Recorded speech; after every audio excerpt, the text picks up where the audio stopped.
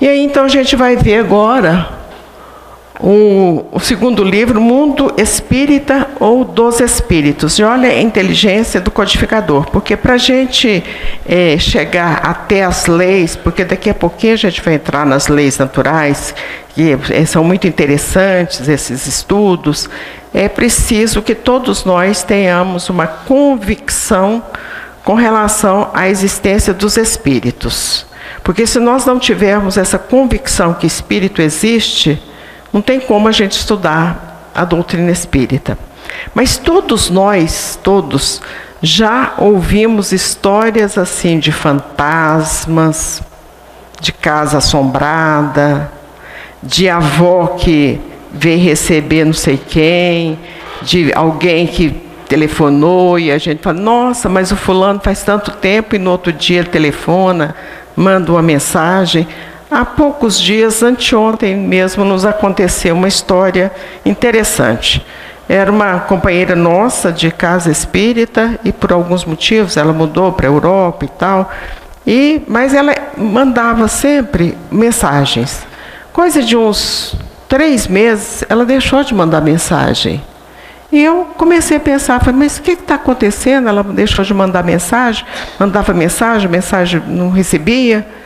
Aí, há 4 dias, uma pessoa me telefonou e disse assim, essa fulana, ela nem sabia dessas mensagens que ela sempre nos remetia, desencarnou no mês de setembro, exatamente na época que eu comecei a sentir falta das tais mensagens. Então era já um aviso, ou durante o sono, ou em algum momento nós tivemos algum tipo de ligação e ela realmente comunicou. Então a gente já escutou de tudo, e se a gente for lá nos textos bíblicos, a gente vai ver na primeira revelação, que é com Moisés, que também se chama Velho Testamento, mas a doutrina espírita prefere, os nossos doutos preferem dizer a primeira revelação.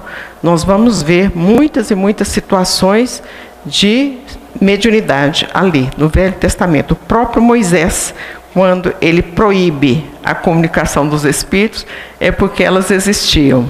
Porque se não existisse, ele não teria proibido. Então, essa é uma coisa óbvia, que existia comunicação.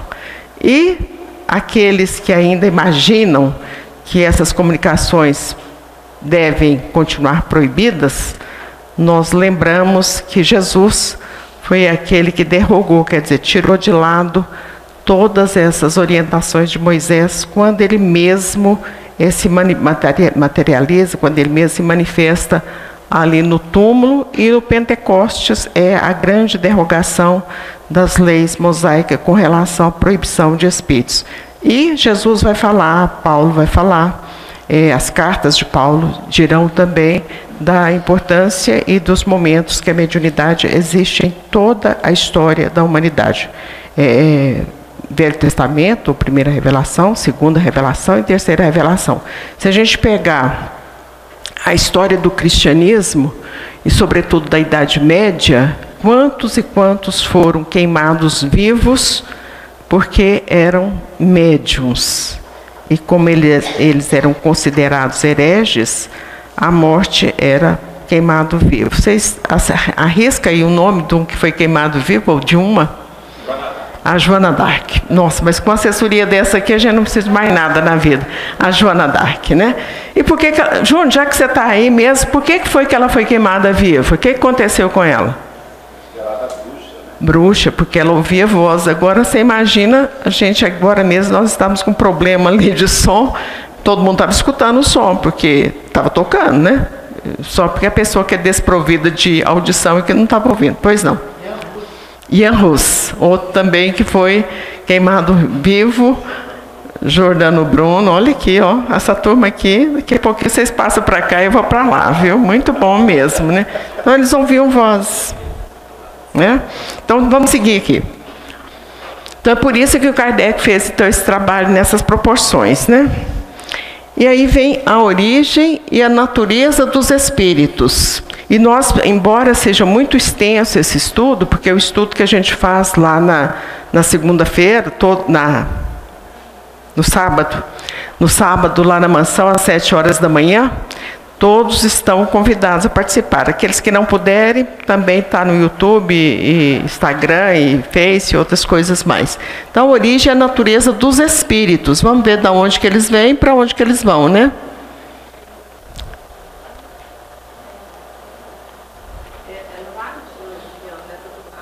Foi no lado aqui. Então vamos ver aqui. Essa segunda parte aqui eu gostaria que alguém, por favor. Nós não vamos ler tudo não, só algumas coisas que a gente imagina que são essenciais, porque essa segunda parte, ou segundo livro, vai falar sobre tudo isso, para a gente ter uma ideia do que é que a gente vai estudar. Parte segunda do mundo espírita, ou mundo dos espíritos. Capítulo 1, dos espíritos.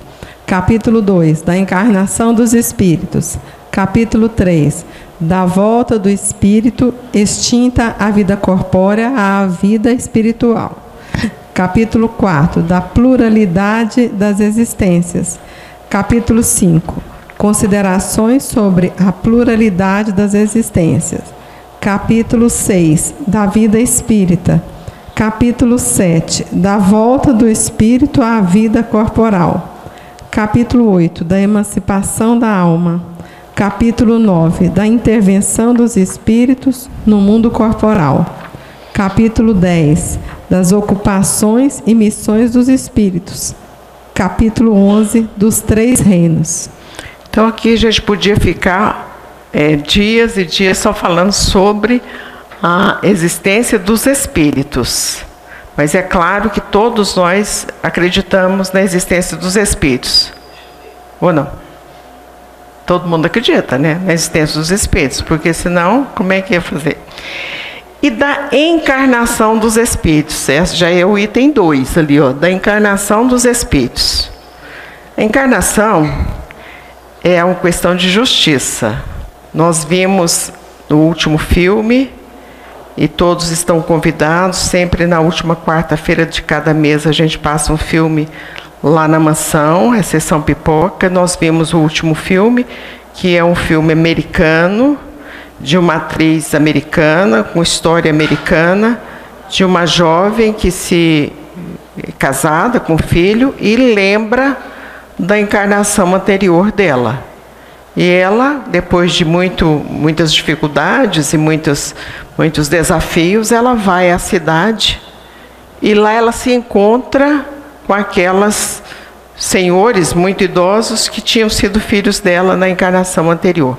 Eventualmente, os espíritos, nós lembramos de alguma passagem de encarnação anterior.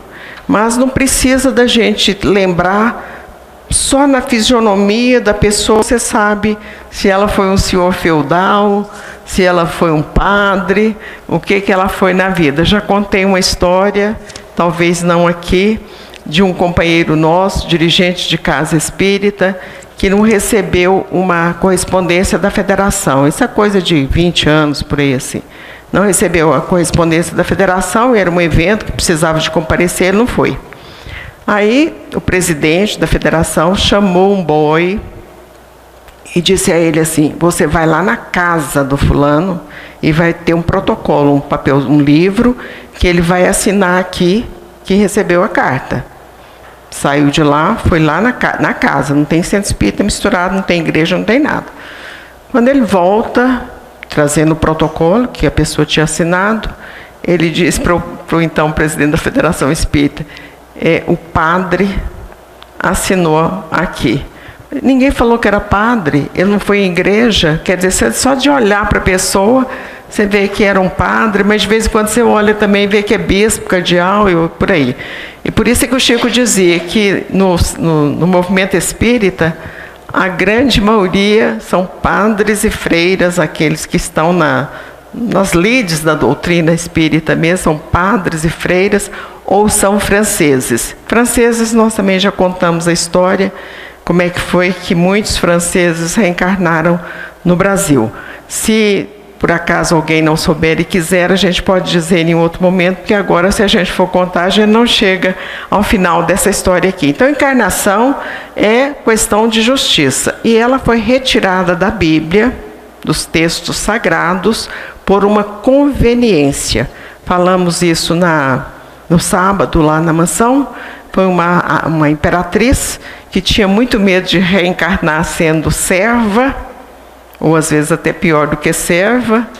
E aí ela começou a instigar com outras autoridades, era muito poderosa, Teodora, a imperatriz de Bizâncio, hoje Istambul. E aí alguém teve a feliz ideia de dizer assim, vamos tirar essa palavra reencarnação da Bíblia e está resolvido. Então daí para frente, tirou-se a palavra reencarnação, mas só tirou a palavra, porque a reencarnação existe. É uma questão de justiça. Concordam que é uma questão de justiça a reencarnação? Todo mundo concorda? Tá. E a mediunidade? Que a gente está vendo lá na Bíblia, desde o começo está falando em mediunidade, também foi por conveniência. Por quê? Hã? Ah, sim. Então, por que por que motivo que tirou a mediunidade, a palavra? Mediunidade surgiu com o codificador, mas as comunicações dos espíritos, imaginemos aqui agora todos nós, e chega uma autoridade espiritual e fala assim, olha gente, está tudo errado, vocês têm que modificar, vocês têm que ser mais humildes, mais fraternos, mais caridosos. Aí a gente vai com aquela carapuça. Aí a semana que vem, a gente não mudou nada. Aí volta o espírito de novo e fala assim, olha, vocês têm que mudar, tem que ser bonzinho, tal, tal. E 1 ano, 2 anos, a mesma ladainha, como se diz na Igreja Católica. Qual é a solução? Se a gente não vai mudar, nós não vamos mudar, não estamos querendo mudar. Não escutar mais aquele que está falando, não é assim? Não vou na casa do fulano, não, porque todas as vezes que eu vou lá, ele me chama de gordo. Já escutaram essa conversa aí? Todas as vezes que eu vou lá, ele fala assim, não, mas você está gordo. Eu falo, não vou lá mais, né? Principalmente na época de Natal, mas eu não vou mesmo. Então, quer dizer, por isso tirou-se a palavra, ou a palavra não, mas tirou-se o sentido da mediunidade exatamente para não ter essas manifestações e ninguém ficar cobrando nada de ninguém. O terceiro, da volta do espírito, extinta a vida corpórea à vida espiritual. Aí já tem um problema, porque para nós que fomos criados na Igreja Católica com muita honra, fui católica por muitos anos, estudei sempre em colégio de freiras e padres, e aprendi muito, inclusive disciplina, aprendi muita coisa na Igreja Católica e nos colégios de freiras e padres. Mas nós aprendemos lá também assim, que tem céu, inferno e purgatório. Aí tem um detalhe, todos os meus parentes, minha avó, minha madrinha, minha tia, meu irmão, todos os meus parentes vão para o céu, claro. É. E todos os meus desafetos, o melhor lugar pode ser o purgatório, mas é bom mesmo que ele vá para o inferno, né? E a gente ainda até qualifica, 7º, 5º, por aí vai. Então, a gente já viu que é desse jeito que funciona. Só que a doutrina espírita vem falando que é diferente. Se a gente fizer coisas boas aqui, a gente tem uma possibilidade muito grande de ir para o nosso lar. Mas vocês sabem que nem todo mundo quer ir para o nosso lar? Eu tenho uma parenta que é católica, e ela assistiu o filme Nosso Lar, ela ficou horrorizada. E ela saiu de lá e falou, não quero ir para esse lugar de jeito nenhum, porque lá só trabalha. E eu quero ir para um lugar que eu fico dormindo. Então, não é assim, Nosso Lar é o sonho de consumo dos espíritas, e tem gente que não quer ir para o Nosso Lar mesmo. Esses que não querem, aí está lá num livro que chama Mensageiros, do André Luiz também, ficam dormindo. Então tem uma certa facção, uma certa linha do cristianismo que vai ficar dormindo mesmo, até a época do juízo. Como a gente não sabe quando é que vai ser esse juízo, né? Vai dormir, como você diz, ad eterno nesse lugar. Mas também não é assim, porque em determinados momentos os espíritos mentores chegam, acordam, conversam, às vezes voltam a dormir de novo, mas a misericórdia divina é infinita. Então, os planos espirituais, e a gente vai ver muito com o André Luiz, sobretudo num livro que a gente recomenda, que se chama Libertação, que André Luiz vai a essas zonas de grande sofrimento mesmo, e esses espíritos que vivem nessas zonas de dificuldade são muito organizados. Isso a gente já tem falado com muita frequência, como eles são organizados. Imagine assim, milícia. Já ouviram falar em milícia? PCC? Também, né? Se não for organizado, se não tiver uma liderança ali, não funciona. Então, no plano espiritual inferior, também é bastante organizado. Daí, o cuidado que devemos ter com os nossos pensamentos, com as nossas ações, porque se a gente for invigilante, poderemos, pelo pensamento, atrair espíritos também nas mesmas faixas de pensamento que estamos emitindo. Isso quer dizer assim, se eu penso com muito vigor, com muita força, em vingar de uma determinada pessoa. Eu quero vingar porque essa pessoa, no Natal de 1930, ela me deu uma blusa e essa blusa não serviu. Vocês duvidam que tem gente assim ou não? Não duvida não, né? Tem gente assim mesmo. Daí para pior, né? Ou então, naquele dia que era meu aniversário, ela nem telefonou, né? Ou no Natal, ela também não telefonou, mas o telefone tanto faz daqui para lá como de lá para cá, é a mesma coisa, né? Quer dizer, às vezes a pessoa não telefonou, o outro podia ligar, né? Mas ela está com muito ódio e quer vingança mesmo. Vocês acham que os espíritos mentores vão chegar lá e falar assim, mas vinga mesmo? Vingar é uma coisa boa? Vocês acham que é espírito mentor, doutor Bezerra? Não, né? Então, quer dizer, espírito vingativo. E André Luiz vai nos contar também, quando ele vai falar sobre a família Antônio Olímpio. Que livro que é, Júnior? O livro do Antônio... Ação e Reação. Aí, ó, tem um outro lá atrás do Júnior. O seu anjo de guarda aí, ó, Júnior. Ação e Reação. Olha que povo danado, hein? O livro que chama Ação e Reação tem essa história desse Antônio Olímpio. É um desentendimento de família. Briga de herança. Alguém já escutou? Muito, né? Ontem mesmo o doutor Mar já contou uma história de briga de herança que a gente achou... Foi de separação, né? Separação. Bem interessante mesmo. Então... Quando acontece esse fato nessa fazenda, essa família Olímpio, um deles, que era o Clarindo e o Leonel, eles contratam 25 espíritos vingadores e colocaram lá dentro da fazenda. Um só já era um transtorno, né? Pega uma pessoa desorientada e começar a gritar aqui dentro, uma só.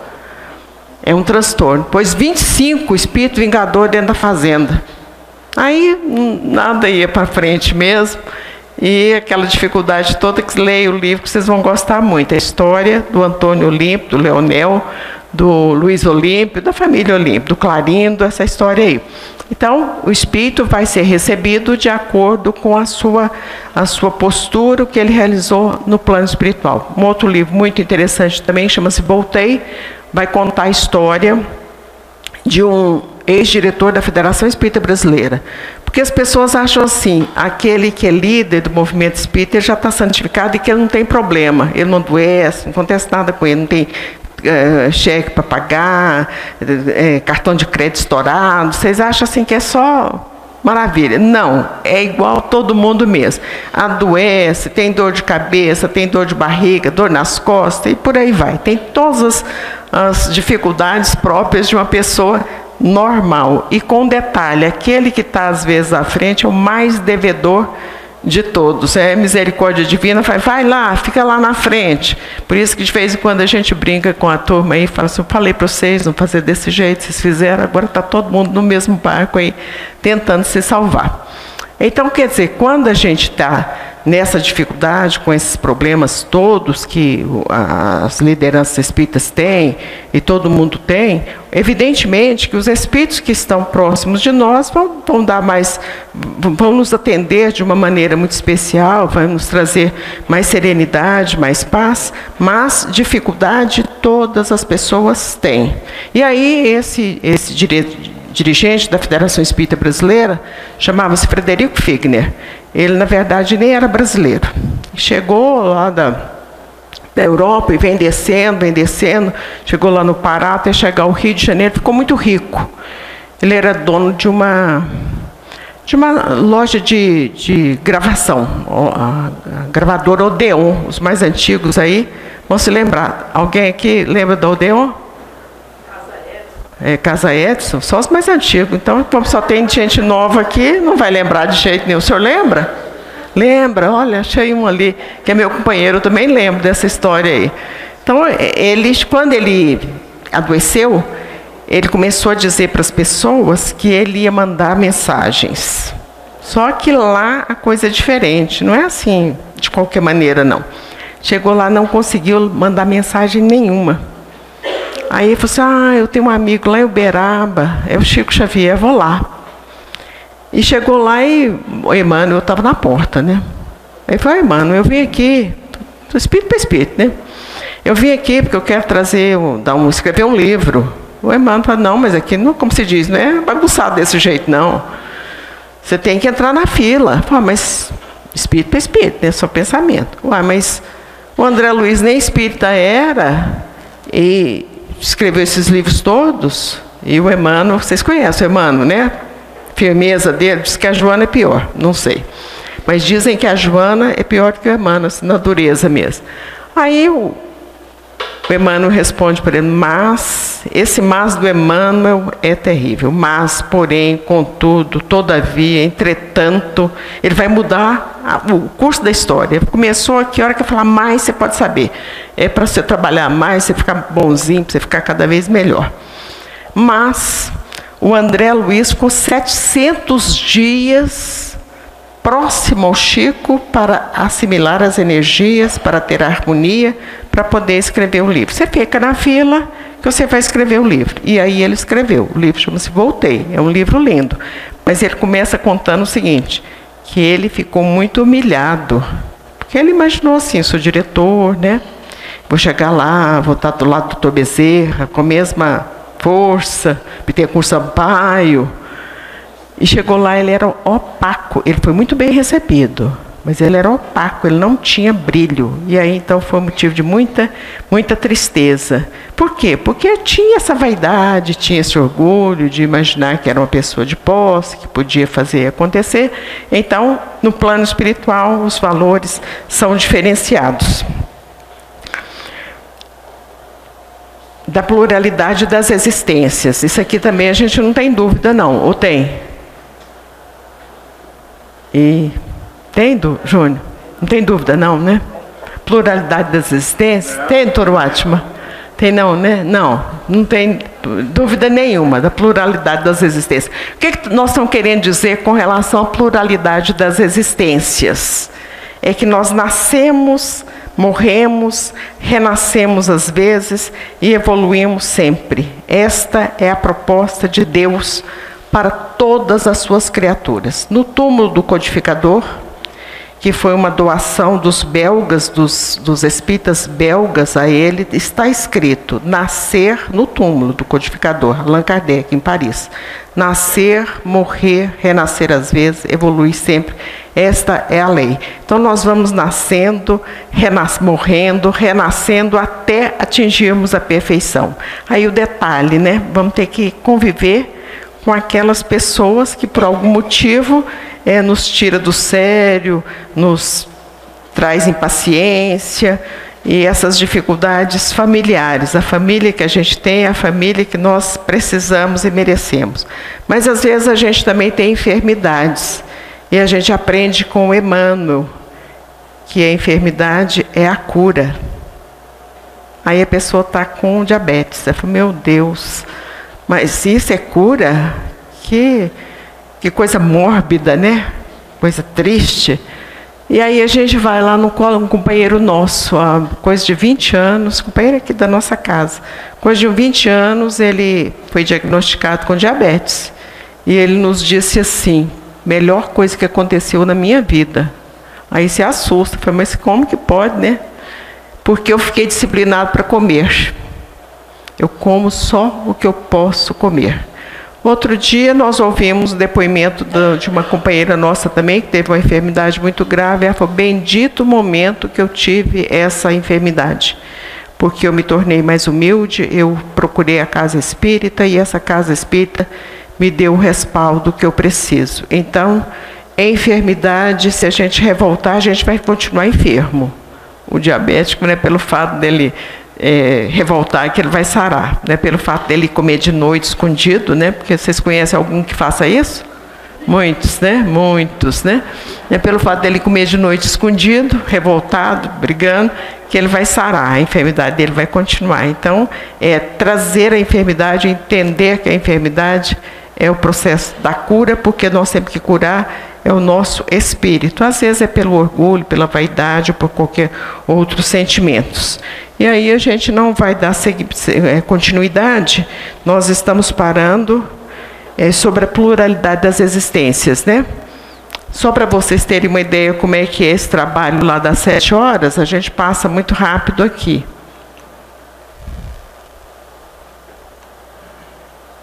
Tudo isso nós já falamos, né? As perguntas e as respostas. Isso aqui de acordo com o próprio livro. E aí vem os comentários também do codificador. Aí vai seguir. E sempre nós inserimos uma obra da desdobrada da doutrina espírita, uma obra do Chico, sempre tem mais alguma coisa, uma complementação. E assim a gente está encerrando então essa primeira parte. Tem alguma coisa que vocês queiram perguntar em 2 minutos? Colocar? Júnior, de novo você, doutor Watman. A pluralidade das existências ela é fundamental para quê? E por quê? Como é que é a pergunta? Para que serve a pluralidade? Para consertar o que estragou na vida anterior. É para isso. Para consertar o que estragou na vida anterior. Então, uma pessoa, por exemplo, que teve uma vida de rei. Vida de rei é horrível, viu, gente? Eu estou vendo uma série aí de rei, mas eu estou com dó demais deles, porque é uma vida horrível, sabe? Muito ruim mesmo. Pois não.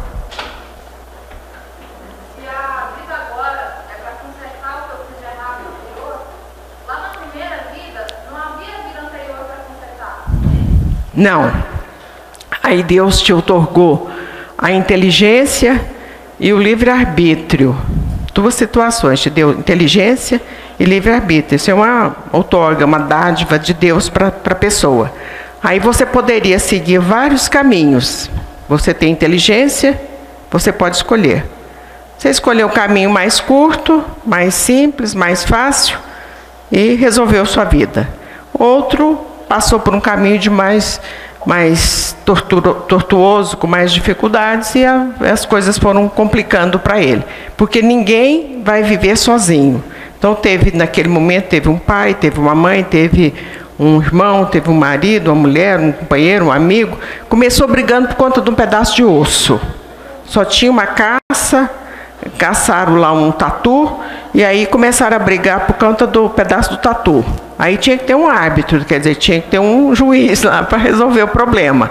Mas daí a pouquinho brigou por conta da gruta lá do lugar que eles deveriam morar. E por aí vai, os litígios, os desentendimentos. Somente em mundos evoluídos não existe essa questão de litígio mais, de briga mais, porque aí todo mundo é espírito puro. Enquanto tiver mundo de expiação e provas, é nessa luta, e por isso que a gente tem que lutar para sair dele.